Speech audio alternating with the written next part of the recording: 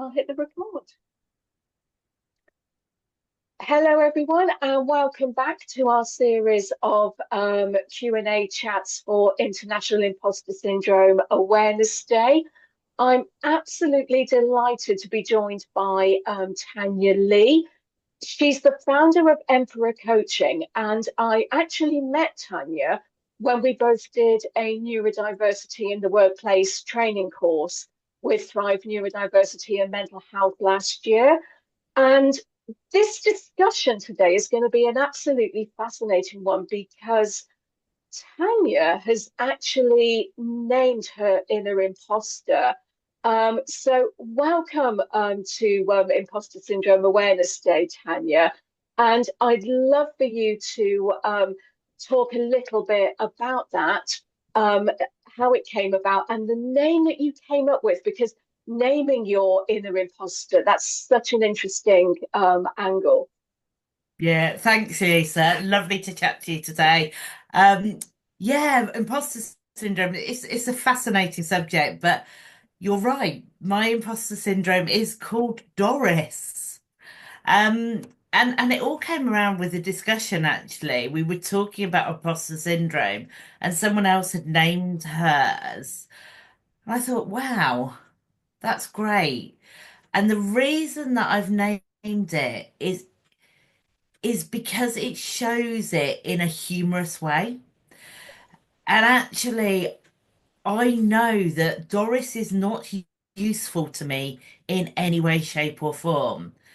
She's a little old lady with blue rinsed hair that is carrying a carpet bag full of useless stuff that I do not need in my life. This carpet bag is enormous. And she's got all those things that I talk to myself or I put in my way that stops me reaching my full potential, including my self-belief is sometimes in there. And the reason I find it really useful to call her Doris is that I can say, well, welcome, Doris, but I really don't need you today. Goodbye. And there's a real shutting door moment for me at that point. I absolutely, honestly, when you told me this, I was just like, wow, naming your imposter syndrome, that's a really, just fascinating and interesting, angle for it. So why did you choose the name, Doris, for your imposter voice? And what does she represent for you? I mean, I know that you've just obviously talked about that analogy that she's got blue rinsed hair and she's a little old lady, etc.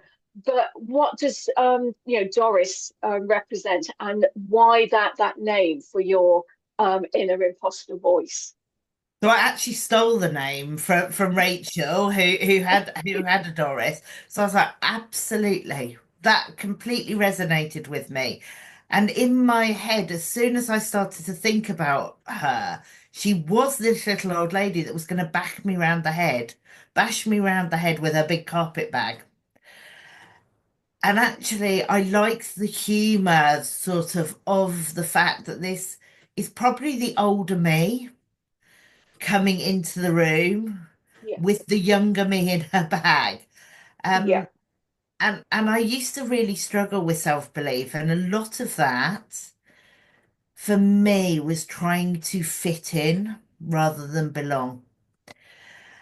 And and actually by giving my imposter syndrome a name, it really humanizes it and really humorizes it, if that's actually a word.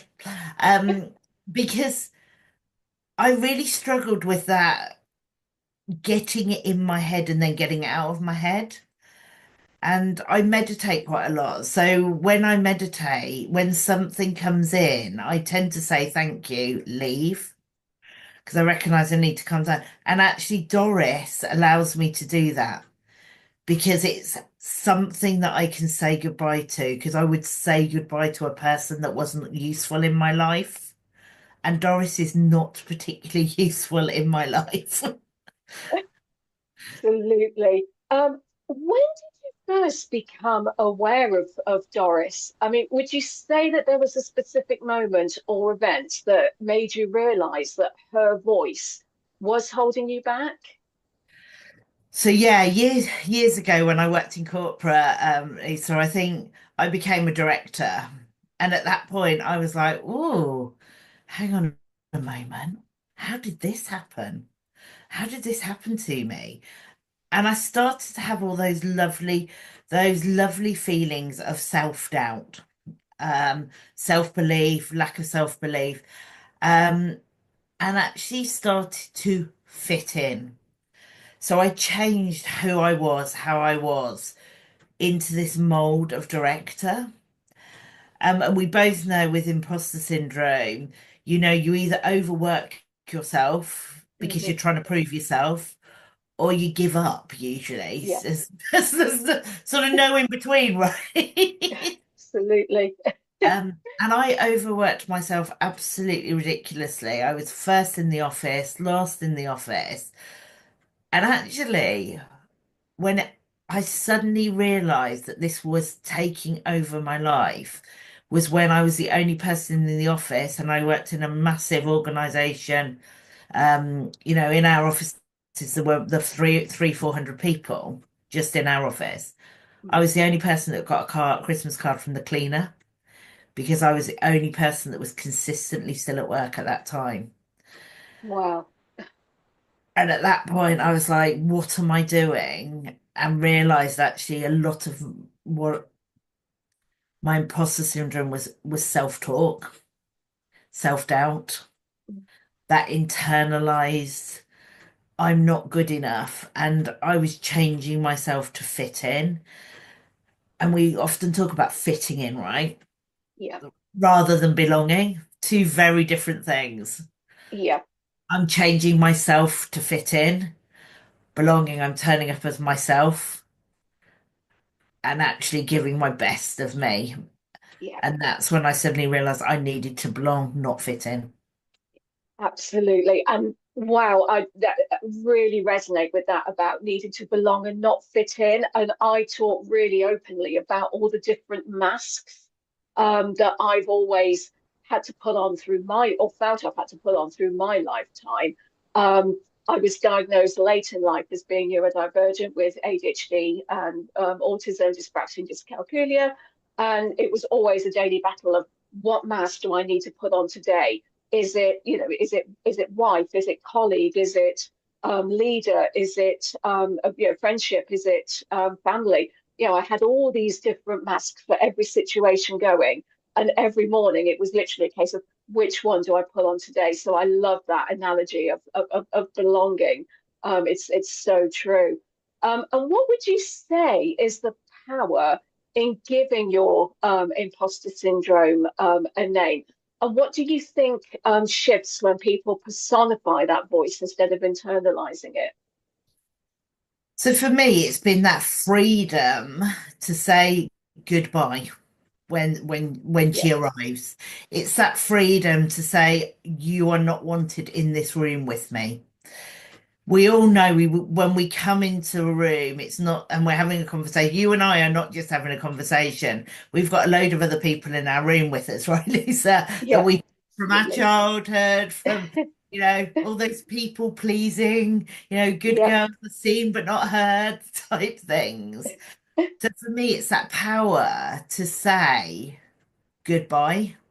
You Hmm. are not needed at the moment. And I'd Yeah, love to say that I can do that all the time. Sometimes I find it really hard to get her out the door. yeah. Absolutely.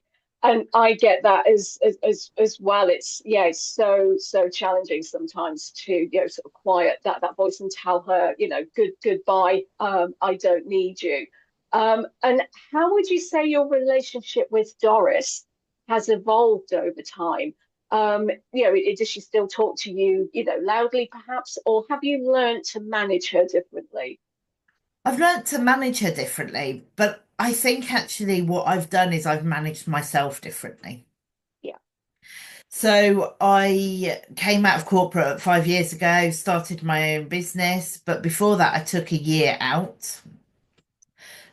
So 6 years ago I came out of corporate. I took a year out to really reflect on what I wanted to do. And I knew I wanted to work with people. I co-collaboratively, co-actively coach and train, and I get a huge amount of enjoyment out of that. And my biggest thing is that removing those barriers, those self-belief. My purpose is releasing the passion and potential of people because I recognize that I didn't always release my passion and potential because I was fitting in, not belonging, not bringing my whole self.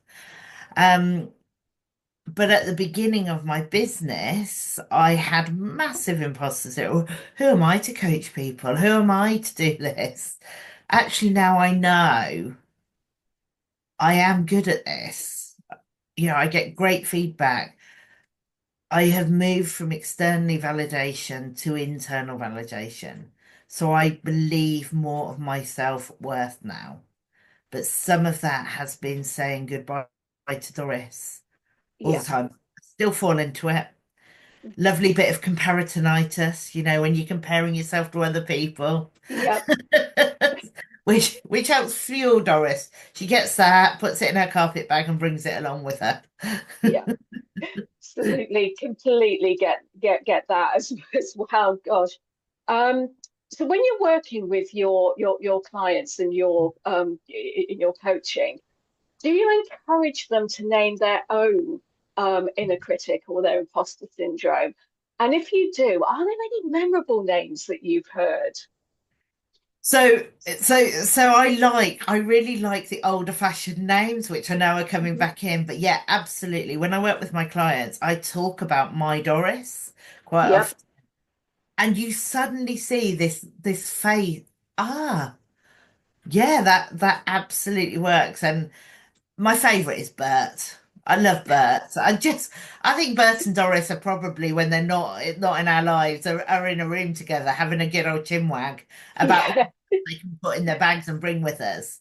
But yeah, Bert is probably my favorite. But a lot of people go off and reflect and Hmm. call theirs. And we've had animals actually as well coming into the room Yeah. with them. But I think just humanizing something makes it much easier to say goodbye because otherwise it is feelings, words, etc., which I do think is more difficult. Yeah. Absolutely. Um, And what would you say as well? Because we all have different techniques that we use to quiet our inner Doris, especially when we're in high stakes moments and we're under a lot of stress and pressure, and we know that we want to be, the absolute best that we can be. So, what would you say are some of the more effective techniques that you use to quiet Doris whenever she makes an appearance? Yeah, so I use a lot of breath work, Lisa, and that pause moment. Take a big deep breath. I just did it then. Just take a big deep breath. I think, to slow your breathing down if you are able to do that. And we both know actually just by taking a breath, we think it feels like a long time, Yeah, but actually people don't notice. And the other thing that I do is quite often I ask myself is how is this thought helping me or how yeah, is it hindering me? So really question what the usefulness of Doris appearing is. yeah. Is it helping me or is it hindering me? Okay. So yeah, for me it's breath work. Mhm. It's that. What about you, Lisa? How do you? Um, for me, I have a journal, so I log every single little achievement that I have, every day. It's almost like a what used to be called years ago, like a day book of, Yeah. what happened in the day. And I'll always to make a note of, all the all the achievements I've had, all the little wins, or if things just didn't go well. So for example, there's an entry in there yesterday about how it was a really, awful day and bad day because my dog wasn't very well and had to go to the vets and so on. But all that gets noted.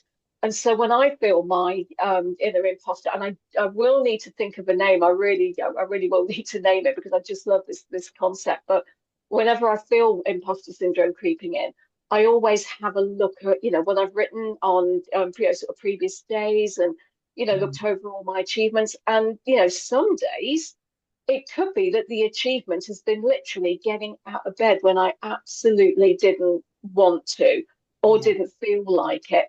Or it might be that I got into my home gym and I did a workout again when I really didn't feel like doing it. All of those are still achievements to me. And they go hand in hand alongside some of the bigger achievements I've had perhaps in my work life or with things I've done, or if I've taken part in a podcast, or a new contract, or got a new thing I'm doing within the cybersecurity space. But the little things are just as important to me of, just getting out of bed or getting a workout in or ensuring I keep those healthy habits in place. Those to me are just as much achievements as the bigger things. And it's all of that as a whole that I will look at when I'm trying to tame my inner imposter and tell it to go away. And I think that really resonates with you. You're not so good at celebrating our small wins. Yeah, Within businesses, I see it. We celebrate the big wins.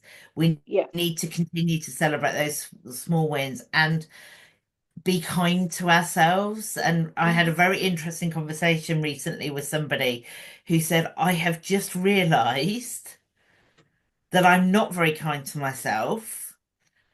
But if we looked at a ruler and 0 to 10, 0 is you have nasty self-talk.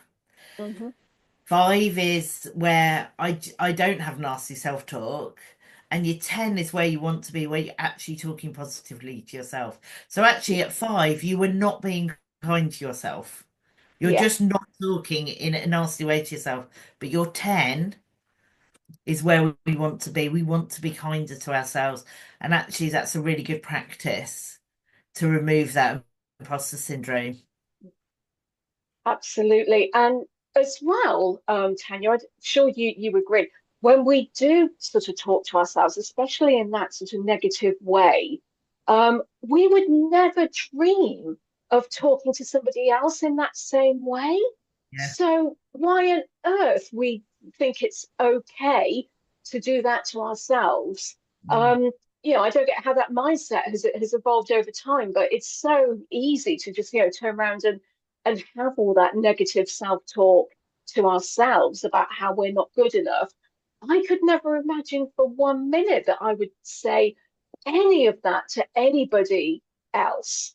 Mm. But I think for me, I grew up hearing a lot of that negative talk, and it was always things like, don't let the side down, dress this way, don't say that, do this, do that, be this way, don't be that way. And I was bombarded with all this, negative stuff about how I should or shouldn't be.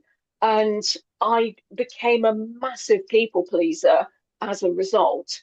And the Mm. word no was just not in my vocabulary. So anything I was asked to do, no matter what it was, or even if I wanted to do something else, it was always, yeah, I'll do that. Yeah, I'll do that. And my entire existence was, I have to please every single other person around me. And it doesn't matter about me and my feelings. As long as everyone else is happy, then that's fine.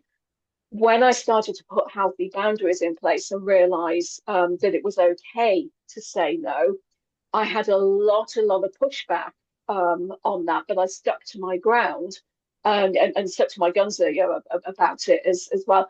And life has been a lot better as a result because I'm no longer in that people pleasing phase, and it's not easy to do, believe me. Mm. I don't know what your thoughts are about that, Tony, but it's really easy to, it's not easy at all to get out of that people pleasing mode, especially when you've been in it for your entire life. Yeah, it's it's that assertive conversation, isn't it? Putting those boundaries in place and not having wobbly boundaries. I have been really great at having wobbly boundaries in the past and going, oh, these are my boundaries, and then letting somebody walk in. We would never leave our front door open and just let anybody Yeah. walk into our house. but we do that with our personal life because we don't put strong enough boundaries in. And I Yeah. think for me, COVID was when I really spent some time reflecting because it was Hmm. forced upon us about what is healthy for me in my life and what isn't. Yeah. And I agree, it's very difficult to say no. And sometimes I still don't do it, but I do get better. And the other thing that I've really learned is it's okay to ask for help. You don't have to Yeah. do everything yourself. Um, so that is something I'm much better at doing is saying I'm struggling, I need some help. I can't do this. I need some help. And being very vocal about it.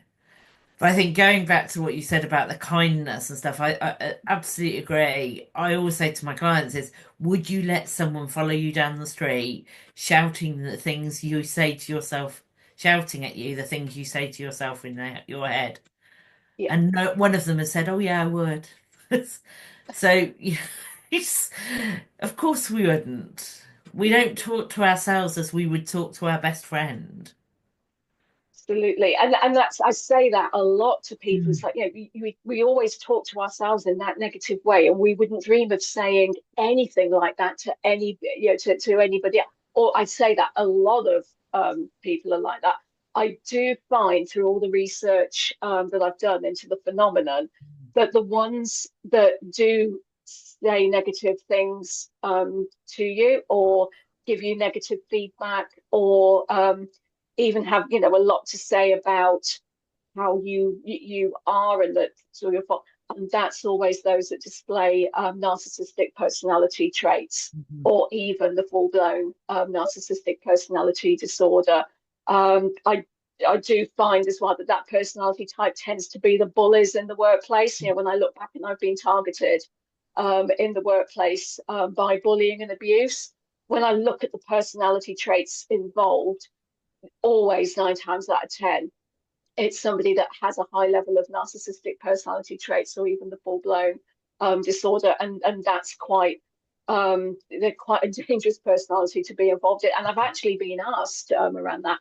I'm dealing with somebody like this. What advice can you give me to deal with it? And yeah, there's things you can, just disarming tactics and things. So if somebody like that says something to you that's really negative, you can reframe it by saying, did you mean to say it, that way? Could you please repeat yourself? It puts, sort of disarms the perpetrator, and hopefully sort of gets them to reflect a little bit. But honestly, 9 times out of 10, I would say the only way to get away from it is to disengage and get away from them as soon as possible. And if that means, and I get in this climate, it's difficult, but if that means having to leave a toxic organization where you've been subjected to that level of bullying and abuse, then for your own sake and your own mental health, that's what you have Mhm. to do.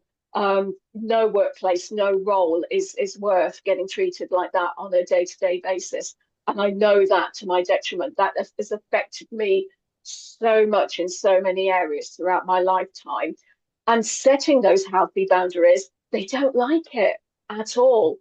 Their abuse will escalate, and I've had first-hand experience of that. And I was told that that might happen when I was going through counselling for Mhm. it, and I didn't believe it. But oh my goodness, the level of abuse when I started trying to set those boundaries escalated like you wouldn't believe. And I no longer have anything to do with the perpetrators at all, and life has been a lot better as a result. Um, so just sort of moving on to that a little bit. If somebody's perhaps been subjected to a significant amount of bullying and abuse, either in the workplace or in their personal life, or even both, do you think that they would be perhaps be more prone to experiencing imposter syndrome? And if so, why do you think that that might be? I think it's, there's a lot of factors in here, as we both know. Is emotional intelligence comes up straight away for me. Is Yeah, how well do we know ourselves? So I guess some of this is really how early this starts in your life. Mhm. Because do you have strong boundaries? Do you have strong emotional intelligence? And when I talk about emotional intelligence, I mean recognizing when you feel your emotions. Where do you feel? I know I feel them in my tummy. You know, some people feel them in their chest, some in their head, some get Mhm. shaky voices. I know straight away I feel it in my tummy. So how well do I know my emotions and how well can I manage them? And some of that is breath work. I know that anger and fear feels very similar to me in the way I feel it. So I have to really question that. Am I feeling angry? Am I feeling fearful? And then also managing the emotions of others. But I do think it depends where you are, Yeah, and what strength you have, because if this is something that's happened to you for a long time, you probably will have you're bringing lots more people in the room, or Doris is putting a lot more things in her bag yeah. to bring with her. If you have very clear boundaries and you're very strong and you have very strong emotional intelligence, you're probably able to deal with that a little bit better. Because Yeah. one of the things that we recognize if we're really good at emotional intelligence is the only person we can control is ourselves. Absolutely. And another piece there of really good advice, and that's where I was at. I couldn't control the additional bullying and abuse that I was getting when I started setting those healthy boundaries. Yeah. But what I could do was control myself and how I responded to it. I wasn't responsible for that bullying and abuse. I wasn't responsible for being treated the way that I was being treated. And I think that's something else as well. A lot of us with imposter syndrome have we almost feel, I think, that we are responsible for, other people and how they treat us. And I think our go-to position is always, what can we do to fix it? Or yeah, how can I fix it? What do I need to do? And I came across, and this might be a whole other conversation, but I came across a book that focuses on a theory called the let them theory. Mel I'm sure Robbins. you might have heard Yeah, of I'm reading it at the moment. Yeah. wonderful. I I've read it and I've got the book and that's how I reframe things now of if they choose to treat me like that, let them. It's on them. It's not on me. And it says everything about somebody that chooses to bully and abuse me, or that somebody that pushes back on my boundaries than it ever will say about me. And anybody listening, I do recommend getting hold of the book about the let them theory. I think it's Mal Alcott that's written it. Mel Robbins, isn't Um, it? It's Mel oh, Mel Robbins. Robbins, sorry, Mel Yeah. Robbins. And it's available on Yeah. Amazon. And honestly, I wish I discovered that book, so much sooner than I had. Because again, just going on that's to let them theory it's just been life changing. Um, and we're coming up to the end of our chat about Doris How did that today. happen? Yeah, I know. um, so just if just a couple more things to finish off with, but if Doris was sitting here with us now and talking to us, what would you say to her to quieten her down? I would say thank you, Doris, but you are not useful here Yeah, today. And thank you for coming. yeah, I don't need to be rude. Thank you for coming, yeah, but you really aren't useful here today. So, getting rid of her. I don't need her here. I don't need her in the room. Sometimes actually I'm quite thankful for her to come so that I can yeah, practice my boundaries. Because, absolutely. it's that boundary setting. I don't want Doris in the room with me when I'm having an important conversation. I don't want Yeah, Doris in the room with me because she makes me procrastinate. Well, she yeah, doesn't make me because I have control over myself. yeah, absolutely. And just to finish off our chat today, Tanya, what final thing would you say to somebody who is suffering from imposter syndrome and says that they feel like a fraud, even when the evidence, though, is saying otherwise to them? Yeah, so I think it's really interesting when you talk about evidence. I quite often ask my my coachees to put an evidence wall together because I Hmm. say you never convict someone. If you watch a police drama, you never convict somebody without getting the evidence. Yeah, So don't convict yourself to being an imposter. Go and get that evidence. Write it down. What testimonials have I had? What do people say about me? Go and ask people if you're comfortable to do that. Um, what have I done in my career? What have I done in my life? What have I achieved? And put a timeline together. yeah, Look at that evidence, and that is the facts. That's the data. yeah, So you need to look at the evidence as data yeah, and absolutely. start And to believe it. totally get, and I've got exactly that. I've got it's more it's kind of more of a sort of visual, so that the wall behind my screens and the opposite, and actually even some of the things behind me as well, they're all sort of evidence Mhm. of my achievements and things that I've done. So I can always sort of look front and behind me in my office and see that evidence, see that visualization right there in front of me. So um I think that's a really fantastic thing to finish up on. Just before we do, is there anything else or any sort of last thing or bit of advice that you would like to pass on to anybody listening this today before we wrap up? I think for me, it's reflect. Take time to reflect, whatever that looks like for you. So, actually, at the end of every week, think about what went well, what you've achieved, or journal. Do whatever you Yeah. want to do, but don't go through life headlong. Hmm. Have the confidence in you because you are there for a reason. Yeah. People don't give you things by accident. Hmm. You have achieved them. And believe in yourself because you are the center. You are the only thing that you have control over. Yeah. You might have influence over other stuff, but you are the only person who is in control of you. Yeah. Absolutely. And I think that's a fantastic thing to end the discussion today with. So, Tanya, thank you so much for joining me on Imposter Syndrome Awareness Day. Thank you, Lisa. It's been great to chat as always. And we could have Cool. gone on for hours, of course. We could. Thank you so much for joining me, Tanya, and thank you to everybody for listening today. Do stay with us because we do have other events and Q&A discussions coming up. Do also get involved on our social media channels.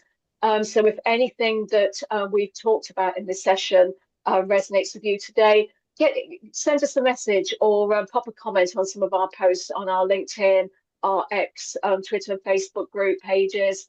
We're on there throughout the day, and we'd love to hear what if you've taken anything away from this, or if there's anything that you would like to share around our discussions today.